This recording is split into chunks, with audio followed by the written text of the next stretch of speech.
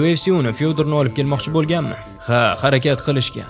Ammo bu borada ehtiyotkorlik bilan gapirishim kerak. Fyodor ba'zi rus odamlari tomonidan nazorat qilinardi. Ular juda qo'pol, og'ir fe'l-atvorli insonlar edi. Gangster tipidagi odamlar. Tushunyapsizmi? UFC bilan ular o'rtasidagi bir qancha muzokaralar bo'lgan, lekin bu odamlar juda noo'rin talablar qo'yishgan. Ular promotiondan ulush olishni istashgan. Ular hamma narsadan o'z ulushlarini olmoqchi bo'lishgan. Juda ko'p narsalar so'rashgan. Chunki ular bilishgan, Fyodorga ega bo'lish ular uchun oltin chipta edi. Ular bu imkoniyatni oxirigacha ishlatmoqchi bo'lishgan.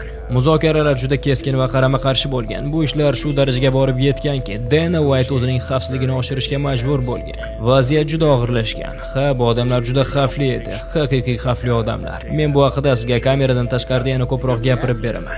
Voy, bu voqeani men bilmasdim. Men sizga kameradan tashqarida yana ko'proq aytaman. Siz Danadan ham ko'proq so'rashingiz kerak. Bu ishlar juda jiddiy darajaga chiqqan. Ha, ular og'ir odamlar. Shuning uchun ham men har doim hayron bo'lardim. Nega bu odamni UFC'ga olib kelishmaydi? Axir bu muxlislar uchun qanchalik qiziqarli bo'lardi deb o'ylardim. Ular promotion bilan hamkorlik qilishni istashgan. Ular faqat Fyodorni olib chiqishni emas, balki butun promotion ishlarida ishtirok etishni, hammasidan pul ishlashni xohlashgan. Ular oddiy shartnoma emas, ko'proq narsa xohlagan. UFC ustidan ham ta'sir o'rnatmoqchi bo'lishgan. Rus gangsterlar, ha.